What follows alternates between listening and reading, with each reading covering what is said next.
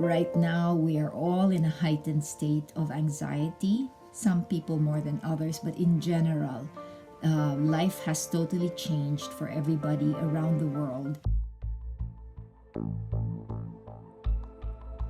We all don't know what's happening next.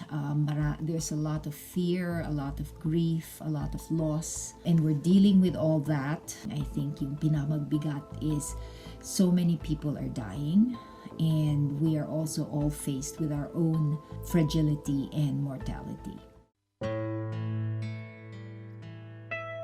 In general, in any change, when a person is not adjusting well, you can see how they cannot function as usual. They cannot function the way they did before a traumatic event happened. And for many of us, we will fall into overly worrying, being very fearful, and acting out in anger or frustration, becoming depressed. So those are really telltale signs of not being able to cope well.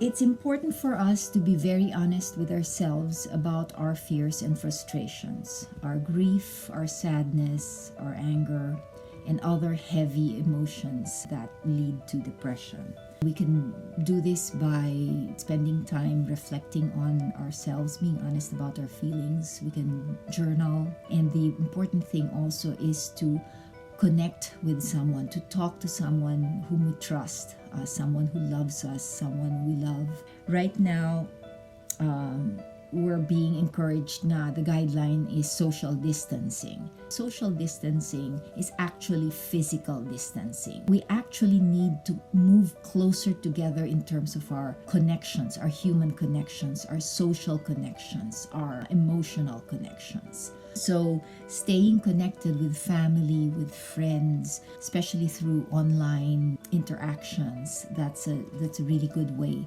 to handle fears and frustrations at this time. That's how we're going to get through this. Ask yourself, what brings you joy? What makes you happy? What really makes you excited about life? These are the things that you focus on. So even if we hear all this bad news, we can't escape it, and because of the way life has changed, we really are reminded every day about very, very distressing things. But if we make a conscious effort to focus on things that make us smile and things that make other people smile, how do we express our love for others? That's a very powerful way to lift ourselves and other people up. For example, if you enjoy cooking, then get to it. Experiment, try new recipes, find an online group who likes to talk about cooking, or if you like sports, find a way to still be active in your homes. How can you improve your skills even if you're not out doing competitions or doing weekly meets? I like art.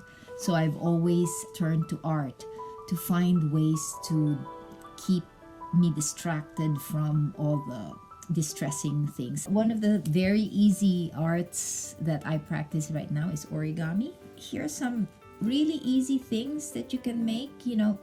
Making something with your hands is a very important thing. So keep busy with your hands, not just with your thoughts, because that way your whole body gets into this beautiful process of creating something positive, creating something beautiful. We're all in a very challenging time, but this can also be a time of growth, of hope, and it really is our job.